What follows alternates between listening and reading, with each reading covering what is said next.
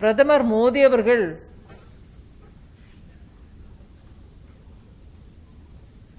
சீர்திருத்தம் செய்வது, அதாவது reform, economic system related reform செய்வதற்கு எப்பவும் அஞ்ச மாட்டார். குஜராத்தில் அவர் முதலமைச்சராக இருந்தபோது கூட வாய்ப்பு தேடி அவரே உழைப்பாளிகளுக்கு, விவசாயிகளுக்கு, வர்த்தகத்தில் இருக்கிறவர்களுக்கு, ஏற்றுமதி செய்பவர்களுக்கு என ஒவ்வொருவருக்கும் நல்ல வாய்ப்பு கிடைக்க வேண்டும்னு வாய்ப்பு தேடி, வாய்ப்பு வந்துச்சு பண்ண அப்படின்றது இல்லாம வாய்ப்பு தேடி சீர்திருத்தம் செய்யக்கூடிய ஒரு தலைமை. இன்னைக்கு இத்தனை கரோனா வைரஸ் வந்து லாக்டவுன் பண்ண யாரும் அவங்க வீட்டை விட்டு வெளியில வர முடியாத நிலைமையில கூட கரோனா லிப்ட் ஆன பிறகு, கரோனா லாக்டவுன் லிப்ட் ஆன பிறகு நம்ம எக்கானமி எப்படி இருக்கும்? எல்லாரும் திரும்பி வேலைக்கு எப்ப வருவாங்க? ஒரு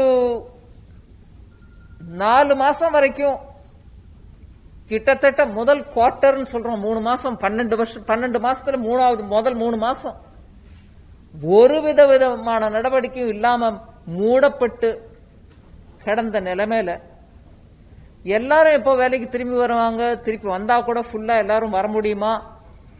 இந்த கொரோனா இன்னும் இருக்குதே அப்படிங்கிற அந்த எண்ணம் எத்தனையோ இருந்தா கூட, கவலை இருந்தா கூட, இந்த நாட்டுல என்ன விதமான நிலைமை வந்தாலும், மக்களுக்கு உணவுப் பொருட்களுக்கு பஞ்சமில்லாமல் என்ன விதமான நிலைமை இருந்தாலும் உற்பத்தி செய்து காட்டக்கூடிய திறமையும் வலிமையும் சக்தியும் இருக்கக்கூடிய விவசாயிகள் நிக்காம உயர்த்திட்டாங்க. நிக்காம கவலைப்படாம இந்த கரோனா என்னவாகட்டும், என் நிலம், என்னுடைய பயிர், என்னுடைய குழந்தைங்க மாதிரி நான் பார்த்து வளர்த்து அதை எடுத்து அறுவடை பண்ணி மார்க்கெட்டுக்கு எடுத்துட்டு போனோன்ற அந்த அவங்களுடைய என்ன வெயில் மழை வந்தாலும் காமிச்சிட்டு இருந்தாங்க அவங்களுடைய திறமையை. இப்பவும் அதே மாதிரி கரோனாக்கு பயந்தவங்க நாங்க இல்லைன்னு காமிச்சு கொடுத்தாங்க. அதனாலதான் இந்த லாக்டவுன் லிப்ட் ஆன பிறகு நீங்க பாத்தீங்கன்னா மீதி இண்டஸ்ட்ரீஸ் எல்லாம் கூட கஷ்டப்படுறாங்க. எப்படியாவது நம்ம முதல்ல கரோனாக்கு முன்னாடி இருந்த அளவுக்கு நம்ம சீக்கிரத்துல முயற்சி எடுத்து கெப்பாசிட்டி இன்க்ரீஸ் பண்ணணும், முழுமையா நம்மளுக்கு எவ்வளவு கெப்பாசிட்டி இருக்கோ அது ஃபுல் அட்டைன் பண்ணணும்னு அவங்க கஷ்டப்படுறாங்க. ஆனா நம்ம எக்கானமி பத்தி பேசக்கூடிய வல்லுநர்கள் எல்லாரும் என்ன சொல்றாங்க? ரூரல் ஏரியா ஒரு விதமான ஸ்லோ டவுனோ இல்ல ஐயோ கரோனா கவசம் லாக்டவுன் சொல்லிருக்காங்க நம்ம பாட்டுக்கு இருக்க வேண்டியதான் அப்படின்னு நிக்காம அவங்க பலத்தை அவங்க காமிச்சதுனால இன்னைக்கு இந்தியன் எக்கானமியில ரூரல் ஏரியாஸ், அதாவது கிராமப்புறத்தில் இருக்கக்கூடிய உழைப்பு, உற்பத்தி, இதனால இன்னைக்கு கிளியரா இந்தியன் எக்கானமி முழுவதும் அதன் மேல் ஆதாரப்பட்டு அந்த பலத்தினால முழுமையா ரிகவர் ஆகும் அப்படிங்கிற ஒரு நம்பிக்கை வந்திருக்கு. இந்த மாதிரி ஒரு ரிவைவல் ஸ்டெடியா ரூரல் ஏரியாவில் இருக்கக்கூடிய பலத்தினால ரிவைவல் இருக்கும். இந்த நிலையில நான் முன்ன சொன்ன மாதிரி வாய்ப்பை தேடி சீர்திருத்தம் பண்ணக்கூடிய முன்னாள் குஜராத் முதலமைச்சர் இன்னைக்கு பிரதமராகவும் அதேதான் சொன்னார். ஊரடங்கு, லாக்டவுன், கொரோனாக்கு பயந்து நம்ம பண்ணாலும், ஏன்னா உயிரை காப்பாற்றணும், வெளியில வந்து பரவி அந்த கரோனா வைரஸ்ங்கிறது பரவினா உயிருக்கே சேதமாயிடுமோ என்று பயந்துட்டு இருந்த நாட்கள்ல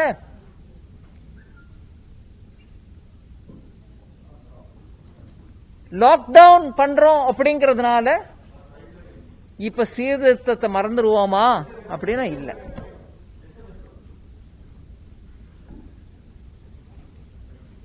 சீர்திருத்தம் மறந்துடுவோமா? ரிஃபார்ம் பண்றத மறந்துடுவோமா? இல்ல இப்ப பண்ணக்கூடாதுன்னு ஒதுக்கி வச்சிருவோமா? நல்ல காலம் பிறக்கட்டும் அப்ப பாப்போம். இந்த சேலஞ்ச் இருந்தா கூட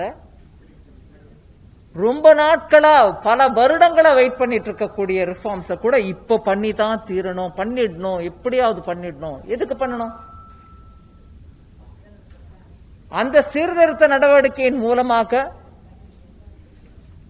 பல வருடங்களாக வெயிட் பண்ணிட்டு இருந்த விவசாயிகளுக்கு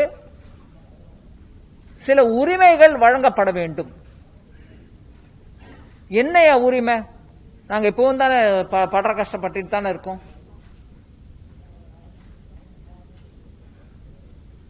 ஒரு விதத்துல சொல்ல போனா உற்பத்தி பண்றவங்க நாடு முழுவதும் இருக்காங்க, பலவிதமான உற்பத்தி பொருள்கள் தயார் பண்றாங்க. இன்ஜினியரிங்கா இருக்கக்கூடியவங்க சின்ன சின்ன பொருட்கள் பண்றாங்க, நெசவாளிகள் துணிகளை நெய்து கொடுக்கறாங்க. அவங்க எல்லாரும் கூட அவங்க பொருளை எங்க விற்பனை பண்ணணுமோ பண்ண முடியும். யாருக்கு என்ன வேலையில எந்த ஊர்ல இருக்கிறவங்களுக்கு விற்கணுமோ அது பண்ணலாம் அவங்க. ஆனா ஒரு சில மாநிலங்களை விட்டுட்டா நாடு முழுவதும் விவசாயிகளோட நிலைமை என்ன?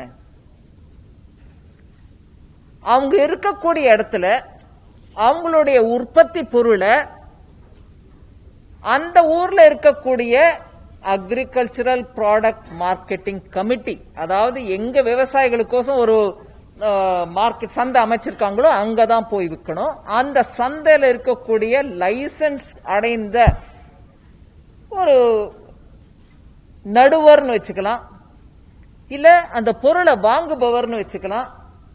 அவங்க இருப்பாங்க, அங்க நீங்க விற்கணும். தமிழ்நாட்டில் கொஞ்சம் ஒரு லாஸ்ட் ஒரு கொஞ்சம் வருஷமா சில விதமான மாறுதல்கள் ஏற்பட்டதுனால பஞ்சாப்லயோ ஹரியானாவிலயோ இல்ல உத்தரப்பிரதேஷ்லயோ இருக்கக்கூடிய நிலைமை இங்க இல்லன்றதுனால சில விஷயங்கள் நம்மளுக்கு இப்படி இருந்துச்சா ஒரு காலத்துல அப்படின்னு கேட்க தோணும். ஆனா அங்க இப்பவும் அப்படிதான் இருக்கு.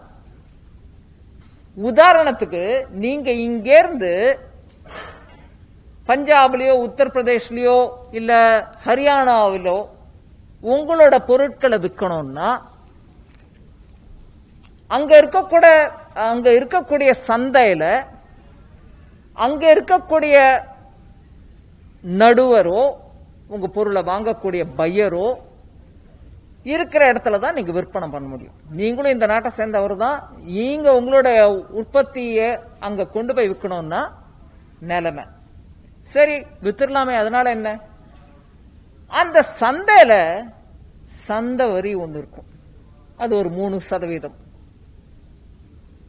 அந்த சந்தையில உங்ககிட்ட இருந்து வாங்குற பொருளுக்கு வரி கட்டிடுறீங்க, அந்த சந்தையை சேர்ந்த இடத்துக்கு வரி கட்டுறீங்க.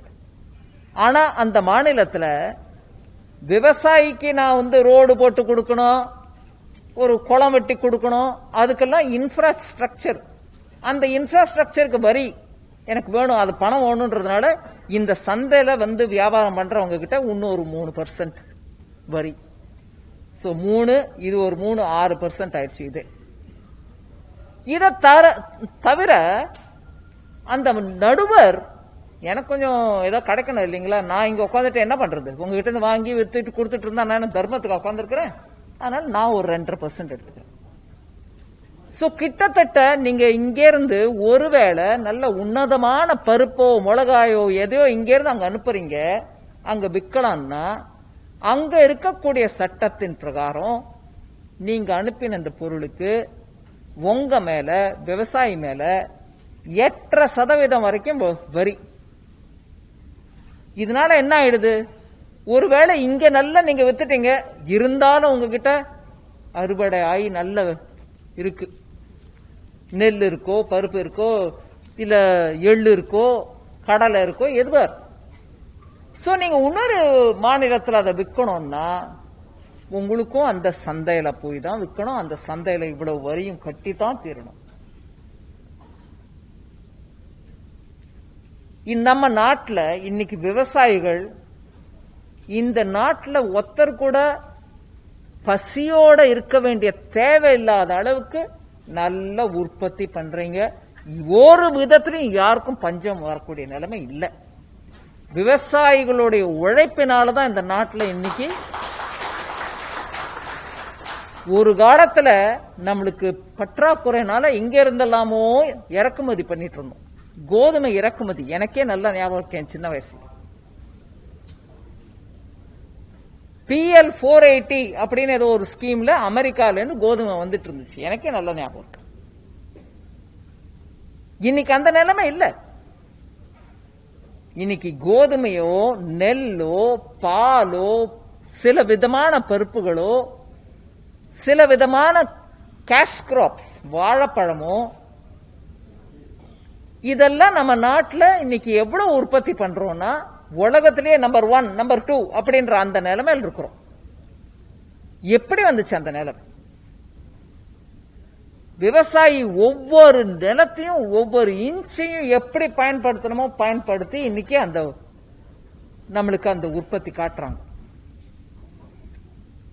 ஆனா அவருக்கு கிடைக்கக்கூடிய விலை மேலும் கீழும் மேலும் கீழும் போயிட்டே இருக்கு. இந்த வருஷம் நல்லா இருக்குன்னு ஒரு பயிர் நீங்க போட்டீங்கன்னா அறுவடைக்கு வரதுக்குள்ள அதோட விலை குறையுது. நீங்களே நினைக்கிறீங்க என்ன நல்லா இருந்துச்சு போன வருஷம், நான் அதனால இந்த வருஷம் இதை போட்டேன், இப்ப நிலைமை எப்படி இருக்கேன். அதுக்கப்புறம் என்ன போராட்டம் நடக்குது? நடக்கக்கூடாது. விவசாயியோட கஷ்டத்தை புரிஞ்சுட்டு போராட்டம் நடக்காம அதுக்கு நல்ல விதமா ஏதாவது நடக்கணும். ஆனா போராட்டம், என்னோட உழைப்புக்கு தகுந்த கூலி எனக்கு கிடைக்க மாட்டேங்குது, நல்ல அறுவடை பண்ண பிறகு கூட எனக்கு ரேட் நல்லா இல்லைன்னா எனக்கு நான் போட்ட முதல் பணம் போட்டதுக்கு எனக்கு வரும்படியே இல்லாம போயிடுமே, நான் கடனை எப்படி அடைப்பேன், இதெல்லாம் எப்பொழுதும் நம்மளுக்கு இருந்திருக்கு கவலை. அதனாலதான் நீங்க சடனா பாக்குறீங்க கருப்பு முருகானந்தம் அவர்கள் பேசும்போது சொன்னாங்க, டாக்டர் முருகன் கூட சொன்னார், தக்காளி உற்பத்தி பண்றோம், நல்ல உற்பத்தி, ஆனா விலை சரியா கிடைக்கலன்னு ஒண்ணு விவசாயிக்கு மனம் வருத்தத்துல ரோட்ல அதை போட்டு போயிடுறாரு. எனக்கு வானாங்க, அது நீங்க கொடுக்கிற ரேட்ல என்னால ஒண்ணும் பண்ண முடியாது, எனக்கு அந்த தக்காளி நான் கஷ்டப்பட்டு வளர்த்த அந்த பயிரை எனக்கு வேண்டாம், நான் தூக்கி போடுறேன், ரோட்ல விட்டு எரிஞ்சிட்டு போயிடுறாரு. அதை விட ஒரு பரிதாபமான நிலை இருக்குமா? அதாவது உழைப்பால உற்பத்தி பண்ண அந்த பொருளை ரோட்ல விட்டு எரிஞ்சிட்டு போக வேண்டிய நிலைமை வருது. இது ஒரு பக்கம்னா இன்னொரு பக்கம் என்ன ஆகுதுங்க? நல்ல பயிர் கிடைச்சிருக்கு, அங்க மார்க்கெட்டுக்கு வர வேண்டிய நேரத்துல ஏதோ ஆகுது, வர மாட்டேங்குது, இல்ல வந்தா ரேட்டு ஒரே 100 200 போகுது. ஆனா அந்த 100 200 போன காலத்துல அதுல இருந்து வரக்கூடிய ஆதாயம் விவசாயிக்கு வரமாட்டேங்குது. யார் எடுத்துக்கிறாங்களோ தெரியல. அதை வாங்கக்கூடிய பொதுமக்களுமே இது என்ன அநியாயங்க, இந்த நாட்டில் தக்காளி 100 ரூபாயா அப்படின்ற கேட்கிற நிலைமைக்கு வருது. இன்னவே மிஸ் மேட்ச் சொல்லுவாங்க, இதுக்கும் அதுக்கும் சம்பந்தம் இல்லாம ஏதோ நடக்குது. இதனால அதை வாங்கக்கூடிய கன்சியூமருக்கு ஆதாயம் இல்லை, இத்தனை உற்பத்தி பண்ற விவசாயிக்கு தனக்கு வேணுங்கிறது கிடைக்கிறது. இந்த நிலைமையை மாத்துறதுக்கு தான் இந்த சட்டங்களை மாறுதல் பண்ண வேண்டிய தேவை வந்து, சட்ட திருத்தம் அதுதான் தேவை. இது இன்னைக்கு வந்துச்சா விவகாரம் இல்ல, கிட்டத்தட்ட ஒரு 30-35 வருஷமா இதை பத்தி பேசிட்டு தான் இருக்கோம், பல விதத்துல பேசிட்டு தான் இருக்கும். அதனாலதான் நீங்க பாத்தீங்கன்னா அரசியல் கட்சிகள் தேர்தலுக்கு முன்னாடி அவங்க தேர்தல் வாக்குறுதி கொடுக்கும் போது மேனிபெஸ்டோ நம்ம சொல்றோம், தேர்தல் அறிக்கை, அந்த தேர்தல் அறிக்கையில போடுறாங்க விவசாயிகளுக்கு நாங்க இதை பண்றோம், விவசாயிகளுக்கு அதை பண்றோம், விவசாயிக்கு அதை போட்டவங்க எல்லாரும் இன்னைக்கு மோடி ஐயா பண்ணிட்டாரா, இல்ல இல்ல விவசாயிக்கு நஷ்டம், அதனால ஏன் பண்றீங்க? ஏங்க நீங்க சொன்னதும் அதுதான், நாங்களும் அதை தான் சொன்னோம் எங்களோட தேர்தல் அறிக்கையில. நாங்க எங்க தேர்தல் அறிக்கையை சொன்னதை நிறைவேற்றுறோம். நீங்க உங்க தேர்தல் அறிக்கையில பல வருஷங்களா போட்டு இருந்தாலும் அதை நிறைவேற்றல. அதை ஒத்துக்கணும். ஐயோ நீங்க பண்ணிட்டீங்களா, விவசாயிக்கு நல்லதுங்க, ஆனா கொஞ்சம் ஜாக்கிரதா, அது நீங்க சொல்றத சொல்லுங்க. ஆனா ஒரேடியா விவசாயிய குழப்புற அளவுக்கு ஐயோ இதனால விவசாயிக்கு நஷ்டம்னு சொன்னா அந்த பொறுப்பு கட்ட அரசியல் நம்ம யாருக்கும் நல்லதில்லை. ஒரு எதிர்கட்சின்னு இருந்துச்சுன்னா நிச்சயமா அவங்க கேள்வி கேட்கணும். ஏன் அரசே நீங்க இது எடுத்துட்டு வரீங்க, என்ன சரியா கேளுங்க, பதில் சொல்றோம். அதை விட்டுட்டு பார்லிமெண்ட்டுக்கு நினைச்சா போல ஒரு பேப்பர் வராது, சிஸ்டம்ல வரும். முதல்ல லோக்சபால வரும், அதுக்கப்புறம் ராஜ்யசபால வரும். நீங்க கேட்கிற கேள்வி ஒன்னுத்துக்கும் மந்திரி நின்னு பதில் சொல்லதான் வேண்டும். நான் பதில் சொல்ல மாட்டேன் ஆனா ஓட்டு போடுங்கன்னு கேட்க முடியாது. அத்தனைக்கும் பதில் சொன்ன பிறகு கூட அது ராஜ்யசபால வரும்போது நாங்க யாரும் இருக்க மாட்டோம். இருந்தாலும் அமளி பண்ணுவோம், அமக்களம் பண்ணுவோம், காகிதத்தை விட்டு எறிவோம். கேளுங்க கேள்வி. எங்க நாங்க போட்டிருந்தோம் எங்களோட தேர்தல் அறிக்கையில, நீங்களும் போட்டிருக்கீங்க, நீங்க எடுத்துட்டு வந்திருக்கீங்க, அதுல இதெல்லாம் குறை அப்படின்னு சொல்லுங்க. நாங்க குறையா இல்லையான்னு சொல்றோம். சொல்லாம அவங்க கட்சியோட ஒரு பழக்கம் ஆயிடுச்சு. இப்போ அவங்க ஆட்சியில இருந்தாலும் எதிர்கட்சி ஆட்சியில இருந்தாலும் காகிதத்தை கிழிச்சு போடுறதுதான் அவங்க பழக்கமா இருக்கு. வயசுல எத்தனையோ பெரியவர், ஆனாலும் அவங்க கட்சி பிரதமரா இருந்த டாக்டர் மன்மோகன் சிங் காலத்துல உங்களுக்கு தெரியும், அவர் வெளிநாட்டில் இருந்தார் பிரதமர். ஆனா அந்த டைம்ல இங்க கட்சியின் தலைமை என்ற பெயர்ல இருக்கக்கூடியவர், அந்த பிரதமர் அவங்க கட்சியை சேர்ந்த பிரதமர் போட்ட ஒரு ஆர்டினன்ஸ், அத பிரஸ் கான்பரன்ஸ்ல கிழிச்சதுக்கு போட்டார். நீங்க பாத்தீங்க அத. அதே மாதிரி இன்னைக்கும் பஞ்சாப்ல எங்க காங்கிரஸ் கட்சியின் ஆட்சி இருக்குதோ அங்க போய் இந்த விவசாயிகளுக்காக நம்ம பண்ணக்கூடிய இந்த சீர்திருத்தங்களை அவங்க கட்சி 2019 லோக்சபா எலெக்ஷன்ல தேர்தல் அறிக்கையா போட்ட அதே வரிய இப்போ இந்த ஆட்சியில பிரதமர் ஐயா பண்ண உடனே இன்னைக்கு அங்க போய் பஞ்சாப்ல எங்க அவங்க ஆட்சியில இருக்காங்களோ அங்க போய் நாங்க பதவிக்கு வந்தா இதுதான் முதல்ல கிழிச்சு போடுவோம் அப்படின்றார். அப்படின்னா 2019 எலெக்ஷன்ல லோக்சபால உங்க தேர்தல் அறிக்கையில போட்ட இதே விஷயத்த அப்ப ஏன் போட்டீங்க? மக்களை ஏமாத்தி ஓட்டு வாங்கறதுக்கோசம் போட்டீங்கன்னு நான் சொன்னேன்னா அது தப்பாகுமா? நீங்க உங்க தேர்தல் அறிக்கையில போட்டதை இப்ப நாங்க பண்ணி காமிச்சிருக்கோம். அதே தேர்தல் அறிக்கையில நாங்களும் எங்க கட்சியோட தேர்தல் அறிக்கையில நாங்களும் போட்டோம், நாங்க நிறைவேற்றோம். அதனால எதிர்கட்சிகள் நீங்க பண்றது விவசாயிக்கு நஷ்டம், விவசாயிக்கு அதனால நல்லது இல்லைன்னு சொன்னா அது ஒவ்வொரு வார்த்தையும் பொய். விவசாயிகளை ஏமாற்றி இன்னும் அவங்க கட்டுப்பாட்டுக்குள்ள வைக்கணும், அவங்களுக்கு உரிமையை குறைக்கணும், அவங்க எங்க வேணுமோ விற்கலான்ற அந்த தகுதி அவங்களுக்கு இருக்கிறத வரவிடாம பண்ணணும். நடுவர்கள், தரகர்கள், மத்தியவர்த்தின்னு தெலுங்குல சொல்லுவாங்க, அவங்களுக்கு தான் சப்போர்ட்டா இருப்போம்ன்றதுதான் காங்கிரஸ் பார்ட்டி இன்னைக்கு சொல்லுது. விவசாயிகளுக்கு சப்போர்ட்டா இருப்போம்னு சொல்லல. அந்த வரி பணம் மூலமாக தப்பில்லை, நடுவரா நீங்க வேலை பார்க்கலாம், நியாயமான ஒரு தட் இஸ் ஆல்சோ ப்ரொஃபஷன். ஆனா அவங்களுக்கு சப்போர்ட் பண்ற மாதிரி பேசிக்கிட்டு விவசாயிக்கு சப்போர்ட் பண்ணல. இன்னைக்கு விவசாயிகள் போராடுறாங்கன்னு சொன்னா விவசாயிகளா போராடுறாங்க? யார் போராடுறாங்கன்னு நான் கேட்கிறேன் கேள்வி. விவசாயிகள் எங்க வேணுமாலும் விற்கலாம்னு சொன்ன பிறகு அவங்க ஏன் போராடுறாங்க? அவங்க மனசுல ஏதாவது கேள்வி இருந்தா அதுக்கு நாங்களும் பதில் சொல்றோம், எவ்வளவு கேள்வி கேட்டாலும் பதில் சொல்றோம். இல்லைன்னா நீங்க ஏன் உங்களுடைய தேர்தல் அறிக்கையில இதை போட்டீங்க? அதனால முன்னொன்று பின்னொன்று பேசக்கூடிய கட்சிகளை நம்ப வேண்டாம். இது என்னுடைய கை கூப்பி உங்களுக்கு நான் கேட்கிறேன். சரி, இந்த 3 சீர்திருத்தங்கள்னால என்ன நடக்க போகுது? முதல்ல நான் உதாரணத்துக்கு சொன்ன மாதிரி விவசாயி எங்க வேணாலும் விற்கலாம். விற்கிறதுனால நீங்க இங்க இருந்து விற்கிற அந்த பொருள் எந்த மாநிலத்துக்கு போனாலும் அங்க வரி விதிக்க முடியாது. அதாவது அங்க இருக்கக்கூடிய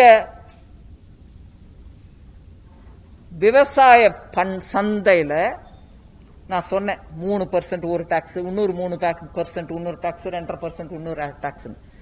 அந்த இடத்துல வேணா அவங்க அந்த வரியெல்லாம் போட்டுக்கலாம். அது அவங்க ஸ்டேட் சட்டம், ஒவ்வொரு மாநிலத்திலும் இருக்கக்கூடிய சட்டத்துல அதெல்லாம் அனுமதிக்கலாம்.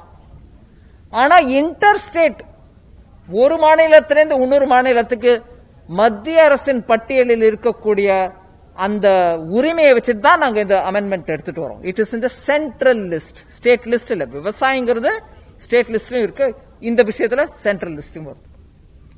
சோ இந்த சென்ட்ரல் லிஸ்ட்ல நீங்க பண்ணிட்டீங்களே, வித்தா என்ன ஆகும்? நாங்களும் அங்க போய் வரி தானே கட்டணும்? இல்ல. அந்த ஏரியால வித்து அந்த ஏரியாலேயே வியாபாரம் பண்றவங்க அந்த ஊர் சட்டத்தின் பிரகாரம் வரி கட்டலாம். ஆனா இன்டர் ஸ்டேட்டா நீங்க இங்க இருந்து அங்க விற்க போனா அந்த வரி உங்களுக்கு கிடையாது. எந்த விதமான வரியும் அங்க இருக்கக்கூடிய சந்தையில போடுற எந்த விதமான வரியும் உங்க மேல இருக்காது. அதனால நீங்க பிசிக்கலி அங்க போய் அந்த சந்தையில விற்கக்கூடிய ஒரு ஆளுக்கு வித்தாலோ இல்ல பிசிக்கலி இல்ல, இப்பெல்லாம் ஈனாம் வந்திருக்கீங்களா, electronic national agricultural market, e-NAM. அதாவது கம்ப்யூட்டர் மூலமா நீங்க பதிவு பண்ணிக்கிட்டு இங்க இருந்து இன்னொரு கம்ப்யூட்டர் மூலமா அங்க பதிவு பண்ணி இருக்கக்கூடிய ஒரு வியாபாரிக்கு நீங்க விற்கணும்னாலும் விற்கலாம், அதுலயும் வரி இல்லை. நீங்க ஏதோ வண்டி கட்டிக்கிட்டு இங்க இருந்து போய் அங்க விற்கணும் இல்லைங்க, நீங்க இருக்கிற இடத்துல இருந்தே வியாபாரம் பண்ணலாம், உங்க பொருளை வித்துக்கலாம். ரெண்டாவது. மூணாவது, இந்த மாதிரி நீங்க வியாபாரம் பண்றீங்க, ஒவ்வொரு வருடமும் நீங்க உங்களுடைய பயிர் வந்த பிறகுதானா அப்படின்னா இல்ல. ஒருத்தர் உங்ககிட்ட இருந்து வாங்கணும்னு பிளான்ல நீங்க விதைக்கிறதுக்கு முன்னாடியே வந்து உங்ககிட்ட சொல்றாரு, நீங்க இவ்வளவு நெல்லு, இந்த குவாலிட்டி நெல்லு உங்ககிட்ட இருந்து உற்பத்தி ஆகுதுன்னா நான் வாங்கிக்கிறேன். நீங்க உற்பத்தி பண்றதுல 50% நான் வாங்கிக்கிறேன், அதுக்கு ஒரு ரேட் போடலாம். அந்த ரேட்டு ஒரு ஃபேர் ரேட்டை போட்டுக்கிட்டு அக்ரிமெண்ட் பண்ணிக்கிறீங்க. அதுக்கும் மிஞ்சி விளைச்சலாகி அறுவடை ஆன பிறகு வந்து அவரு அந்த 50%க்கு தான் நான் அறுவடை ரேட் போட்டேன், ஆனா எனக்கு 50%க்கு மேல கூட வேணும்னா கூட நீங்க மேல கூட அவருக்கு வித்துக்கலாம். சோ அதுல நியாயமான விலை. நியாயமான விலைன்னா என்ன? அவரு பெரிய கம்பெனிங்க வந்து ஒரு விலையை மேல திணிச்சிட்டு போயிட்டா என்ன ஆயிடும்? யாரும் திணிக்க முடியாது. நீங்களும் அந்த ரேட்டை சரியான ஒரு எஸ்டிமேட் போட்டுட்ட பிறகு எப்போதும் போல அந்த மாவட்டத்தில் இருக்கக்கூடிய அதிகாரிகளும் என்ன ரேட்டு நிலவரத்தில் இருக்குன்னு பேசுவாங்க. அந்த ரேட்டுங்கிறது யாரோட இஷ்டமோ கஷ்டமோ விஷயம் இல்ல. 5 வருஷம் ஆவரேஜ் எடுக்கிறாங்க, இல்ல ஒரு 12 மாசம் ஒரு வருஷத்துக்குரிய ஆவரேஜ் எடுக்கிறாங்க. அதை வச்சுக்கிட்டு தான் உங்க எல்லாரோடையும் பேசிட்டு அதை பினிஷ் பண்ணுவாங்க ரேட்டு. அந்த ரேட்டுக்கு தான் நீங்க விற்க போறீங்க. அதுவுமே அந்த ரேட்டுக்கு எவ்வளவு விற்க போறோங்கிறதும் உங்க கையில தான் இருக்கு. இதனால அந்த அக்ரிமெண்ட் பண்ணவர் வந்து அநியாயமா ஒரு விலைக்கு மேல அடிமாட்டு விலைக்கு வாங்கிட்டு போயிடுவாரா? இல்லைங்க. எல்லாம் நியாயமா நீங்க அக்ரிமெண்ட் போட்டா கூட ஒரு வேலை வந்துச்சு ப்ராப்ளம்னா அந்தந்த மாவட்டத்தில் இருக்கக்கூடிய மாவட்ட அதிகாரி கலெக்டர் லெவல்ல ஒரு கமிட்டி அமைக்கப்படும். அந்த கமிட்டி உங்களோட ப்ராப்ளம் அங்கேக்கு அங்கேயே சால்வ் பண்ணுவாங்க. அதனால ஒருவேளை யாரோ வந்து அக்ரிமெண்ட் போட்டு அந்த அக்ரிமெண்ட் பிரகாரம் பண்ணாம வேற எதுமா பண்றாருன்னா ஏழை விவசாயி கோர்ட்டா எப்படி அலைவாங்க அப்படின்னு சில பேர் கேட்கறாங்க. நியாயமான கேள்வி. அதனால நீங்க எங்கேயும் அலைய வேண்டாம். அந்த மாவட்டத்தில் இருக்கக்கூடிய மாவட்ட அதிகாரிக்கே அந்த பவர் இருக்கு உங்களுக்கு உடனே அதை தீர்த்து வைக்கிறதுக்கு. ஒருவேளை அந்த நிலைமையில அவர் தீர்த்து வைக்க முடியலன்னா அவர்கிட்டயே இன்னொரு பவரும் கொடுத்திருக்காங்க, இன்னொரு ஒரு அதிகாரி கொஞ்சம் ஹையர் லெவல்ல அவங்க மூலமா சார்ட் அவுட் பண்றதுக்கு. இது ரெண்டாவது. மூணாவது, இதெல்லாம் பத்தி பேசிட்டே இருக்கும்போது அது சரிங்க, இதுக்கெல்லாம் நீங்க பதில் கொடுத்துறீங்க. அந்த மினிமம் சப்போர்ட் பிரைஸ் எம்எஸ்பி என்ன ஆகுது? இந்த புரளி கலப்படத்துல எதிர்கட்சிங்க ரொம்ப வல்லுநர்கள். மோடி ஐயா மெதுவா அந்த எம்எஸ்பி எடுத்துட போறாரு. மெதுவா கொள்முதல் பண்ண போறதில்ல. இவங்களுக்கு எங்க இருந்து அவரோட மனசுல என்ன இருக்குன்றது புரியுதோ எனக்கு புரியல. அவர் சொல்றாரு எங்கேயாவது, நாங்க சொல்றோம் அப்படி? ஆக்சுவலா நாங்க சொல்றது என்ன? எம்எஸ்எம்இ இதுக்கு எம்எஸ்பி எப்போதும் இருந்திருக்கு, கிட்டத்தட்ட ஒரு 20 வருஷமா இப்பவும் இருக்கு, இனிமேயும் இருக்கும். அத கிளியரா சொல்றோம். எம்எஸ்எம்இ கண்டினியூ ஆகும் அப்படின்னு சொல்றோம். எம்எஸ்பி மினிமம் சப்போர்ட் பிரைஸ் இத பத்தி சொல்லும் போது இன்னைக்கு சடனா எம்எஸ்பி பத்தி இவ்வளவு கவலைப்படுறாங்க. ஏழைகளுக்கு விவசாயிகளுக்கு எம்எஸ்பி இல்லனா எப்படிங்க, கவர்மெண்ட் கொள்முதல் பண்ணலனா எப்படிங்க அப்படின்னு கேட்கிறாங்க. நான் உங்க எல்லாருக்கும் கொடுக்கிறேன் டீடைல்ஸ். கிட்டத்தட்ட 22-23 ஐட்டம்ஸ்க்கு எம்எஸ்பி கொடுக்க வேணும் அப்படிங்கிற ஒரு பட்டியல் இருக்கு. காங்கிரஸ் யூபிஏ ஆட்சியில் இருந்த வரைக்கும் அவங்க எவ்வளவு கொடுத்தாங்க, 2014 அப்புறம் இப்போ 6 வருஷமா மோடி ஐயா என்ன கொடுத்தாருன்றத ஒவ்வொரு பயிர் வகைக்கும் நான் கொடுக்க முடியும். 22 இருந்தா கூட யூபிஏ காலத்துல கோதுமைக்கும் நெல்லுக்கும் தான் எம்எஸ்பி கொடுத்தாங்க. அதுமே கொஞ்சம் கொஞ்சமா அதிகரிச்சாங்களே தவிர பெருசா அதிகரிக்கல. அதனால என்ன ஆயிடுச்சு, பருப்பு வகைகளை உற்பத்தி பண்ணிக்கிட்டு இருந்த விவசாயி இல்ல எள்ளு கடலை நிலக்கடலை உற்பத்தி பண்ண விவசாயி கூட எதுக்குயா நெல்லு வளர்த்தா போச்சு, கோதுமைக்கு போனா போச்சு, ஏன்னா அட்லீஸ்ட் எம்எஸ்பி கிடைக்குது அப்படின்னு இதை விட்டு அதுக்கு போனாங்க. அதனால என்ன ஆயிடுச்சு, நம்ம நாட்டுல பருப்பு வெளிநாட்டுல இருந்து ஒவ்வொரு வருஷமும் இம்போர்ட் பண்ண வேண்டிய தேவை வந்துச்சு. எடிபிள் ஆயில் நம்ம சின்ன வயசுல நீங்கள்லாம் கூட உங்க பெரியவங்கள்லாம் கூட நல்லெண்ணெய் கடல் எண்ணெய் வாங்கிட்டு இருந்தோம். நம்ம ஊர்லயே செக்குல இருந்து வாங்கிட்டு இருந்தோம். இன்னைக்கு அதெல்லாம் இல்லைங்க, எங்க இருந்தும் இறக்குமதி பண்றோம். அது கூட எண்ணெய் நம்ம உடம்புக்கு உதவாத எண்ணெய், ஆனா சீப்பா வருது. நான் அதை தப்பு சொல்ல, சீப்பா வருது மக்களுக்கு உதவியா இருக்குன்னா வரட்டும், வேணாங்கல. ஆனா நம்ம எள்ளும் கடலையும் உற்பத்தி பண்றதை ஏன் குறைச்சுக்கிட்டோம்? அதுக்கும் கொஞ்சம் சப்போர்ட் கொடுத்திருந்தா அந்த விவசாயியும் பொழைச்சிருப்பா. அப்படி அதுல இருந்து வரக்கூடிய நிலக்கடலையும் எள்ளையும் வச்சு நம்ம ஊர்ல எள்ளு நல்லெண்ணையும் கடல் எண்ணெயும் நம்மளே தயார் பண்ணிட்டு இருக்கலாம். இறக்குமதி பண்ண வேண்டிய தேவை இருக்காது.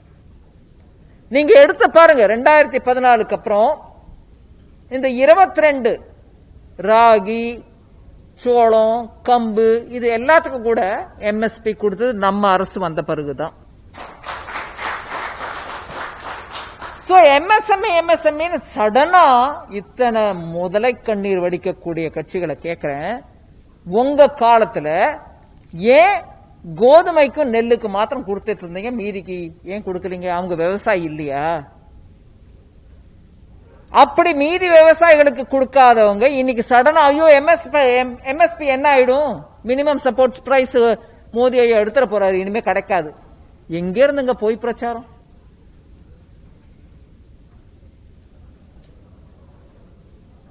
இதர விவசாயிகளும் விவசாயிகள் தானே, அவங்களுக்கு ஏன் கொடுக்க கூடாது? இது எம்எஸ்பி பத்தி விவாதம். அரசு கொள்முதல் பண்ணாது, இந்த நாட்டில் பப்ளிக் டிஸ்ட்ரிபியூஷன் சிஸ்டம் மூலமாக ரேஷன் கார்டு கொடுத்து ஏழைகளுக்கு மினிமம் உணவு பண்டம் அவங்க கையில போகணும் அப்படிங்கிற சிஸ்டம் பல வருஷங்களா இருந்துட்டு, அததான் இப்போ 8 மாசத்துக்கு ஏழை குடும்பம் அனைவருக்கும் கிட்டத்தட்ட 83 கோடி மக்களுக்கு இலவசமாக ரேஷன் கார்டு மூலமாக அரிசியும் பருப்பும் ஃப்ரீ கேஸோட கொடுக்கிறோம். நம்ம மோடி ஐயா அனௌன்ஸ் பண்ணார், பிரதான் மந்திரி கரீப் கல்யாண் யோஜனா. லாக்டவுன் வந்துருச்சு, எல்லாரும் அவங்க வீட்டில் இருப்பாங்க. எப்படி? கவர்மெண்ட் ப்ரொக்யூர்மெண்ட்ல இருந்து எடுத்துதான் அந்த டிஸ்ட்ரிபியூஷன் நடக்குது. ஒரு பக்கம் விவசாயி கிட்ட இருந்து வாங்குறோம், மினிமம் சப்போர்ட் பிரைஸ் கொடுத்து, இன்னொரு பக்கம் ஏழைகளுக்கு உணவுப் பொருட்கள் அவங்களுக்கு கிடைக்கணும், கம்மி விலைக்கு கிடைக்கணும். இந்த மாதிரி நிலைமையில ஃப்ரீயா கிடைக்கணும்ன்ற அந்த சிஸ்டம் நடந்துட்டு இருக்கும் போது, இல்ல கவர்மெண்ட் கொள்முதல் பண்ணாதுன்ற பொருளையை கிளப்பி விட்டா, யார் கிளப்பி விடுறா? ஃபுட் செக்யூரிட்டி ஆக்ட கொண்டு வந்தேன் அப்படின்னு கிளைம் பண்றவங்க ஒரு பக்கம், நாங்க தான் எடுத்துட்டு வந்தோம் ஃபுட் செக்யூரிட்டி ஆக்ட், அதன் மூலமா தான் இன்னைக்கு நம்ம ஃப்ரீ ரேஷன் கார்டு மூலமா ஏழைகளுக்கு அரிசியும் பருப்பும் கொடுக்கிறோம் அப்படின்னு ஒரு பக்கம் கிளைம் பண்றீங்க. இன்னொரு பக்கம் கவர்மெண்ட் ப்ரொக்யூர்மெண்ட் பண்ணாது அப்படின்னா, சட்டம் இருக்கையில நாங்க ப்ரொக்யூர்மெண்ட் பண்ணாம இருப்போமா? புரளிய கலப்புறது, மனசுல குழப்பத்தை உண்டாக்குறது, விவசாயிகள் மனசுல அதிருப்தி கொண்டு வந்து கொஞ்சம் ஒரு மாதிரி சொசைட்டில ஒரு கன்ஃபியூஷன் வந்துருச்சுன்னா கவர்மெண்ட்டுக்கு மேல கொஞ்சம் அதிருப்தி ஏற்படும் அப்படின்னு கவர்மெண்ட்டுக்கு எகேன்ஸ்டா இன்ஸ்டெபிலிட்டி கொண்டுறதுக்கான முயற்சி. இதை நம்ம மறந்துடக்கூடாது. அதனால கவர்மெண்ட் ப்ரொக்யூர்மெண்ட்டும் நடக்கும், எம்எஸ்பியும் கிடைக்கும், அதனால பிடிஎஸ் சிஸ்டமும் நடக்கும்.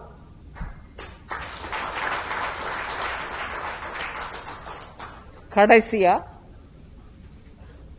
எசென்ஷியல் கமாடிட்டிஸ் ஆக்ட் 3வது, அதுல ஏன் சீர்திருத்தம் நடந்துச்சு? திருத்தங்கள் அதுல ஏன் வரணும்? இந்த தக்காளி உதாரணம் எடுத்தோம், வெங்காயம் உதாரணத்தை எடுக்கலாம், இன்னும் பலவிதமான காய்கறிகளோ பழங்களோ அதோட உதாரணம் எடுங்க. சீக்கிரத்தில் அழுகி போகக்கூடிய பண்டங்கள், இத உடனுக்குடனே சரியான கொள்முதல் பண்ணலன்னா, இல்ல வாங்குறவங்க சரியா வாங்கலன்னா, அழுகி போய் சரியான ரேட்டு கிடைக்காம விவசாயிக்கும் நஷ்டம், இந்த நாட்டுக்கும் நஷ்டம்.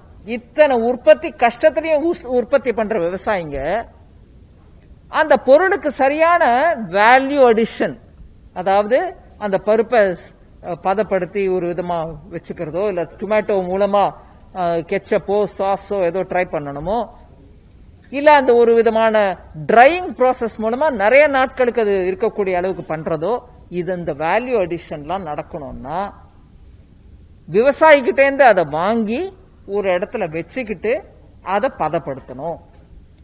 வச்சிட்டு இருக்கிறவங்கள போய் ஒரு அளவுக்கு மிஞ்சி வச்சு கூடாதையா அப்படின்னா, அவன் 10 கிலோ 20 கிலோ வாங்கி பெரிய அளவுல அதை பதப்படுத்த முடியாது. கொஞ்சம் நிறைய வாங்கி பதப்படுத்துறவங்களுக்கு தான் அந்த பிசினஸ் நடக்கிறதுக்கான வழி இருக்கும். அதனால இந்த எசென்ஷியல் கமாடிட்டிஸ் ஆக்ட ஒரு விதத்துல சீர்திருத்தம் பண்ணி திருத்தங்கள் ஏற்பட்ட பிறகுதான் அந்த மாதிரி வாங்கி ஒரு இடத்துல வச்சு அதை பதப்படுத்துறதுக்கான அந்த ஃபுட் ப்ராசஸிங்க்கு ஒரு ஊக்கம் அளிக்க முடியும். அது இல்லைன்னா விவசாயி கிட்ட பெரிய அளவுல வாங்கிட்டு போய் அதை பதப்படுத்தக்கூடிய இண்டஸ்ட்ரீஸ், ஃபுட் ப்ராசஸிங் இண்டஸ்ட்ரீஸ் வாழ முடியாது. அந்த ஃபுட் ப்ராசஸிங் இண்டஸ்ட்ரி இல்லைன்னா விவசாயியோட பொருள் சேதமடையும், அதுக்கு நல்ல ரேட்டு கிடைக்காது. அதனால ரொம்பவே எமர்ஜென்சி காலத்துல தான் அந்த ஆக்டை யூஸ் பண்ணுவோம், இல்லைன்னா தேவையில்லை அதை மினிமைஸ் பண்ணிடுங்க அப்படிங்கிற திருத்தம் தான் பண்ணிருக்கோம் நம்ம. அதன் மூலமா உங்ககிட்ட இருந்து வரக்கூடிய ஒவ்வொரு பொருளுக்கும் வேல்யூ கொடுத்து, சேதம் அடையாம அதுக்கு ஒரு வேல்யூ கொடுத்து அதை வேணும்னா எக்ஸ்போர்ட் பண்றோம், இல்ல நம்ம நாட்டிலேயே உபயோகிக்கிறோம். இதெல்லாம் விவசாயிய மனசுல வச்சுக்கிட்டு பண்ணக்கூடிய திருத்தங்கள், விவசாயி நலன் கோரிய திருத்தங்கள். இதை தவிர வேற ஏதாவது யாராவது சொன்னாங்கன்னா நீங்க தயவு பண்ணி 4 கேள்வி கேளுங்க. ஏன் யார் நீயாவது பண்ணிருக்கணும், இல்ல பண்றவங்கள பண்ண விடுங்க. இடையூறு பண்ணாதீங்க, எங்களை கன்ஃபியூஸ் பண்ண பார்க்காதீங்க. எங்களுக்கு நிலமும் புரியும், எங்களோட விவசாயம் புரியும், அரசுல என்ன நடக்குன்றது புரியும். நீங்க ஏமாத்தாதீங்கன்னு சொல்லு. நன்றி.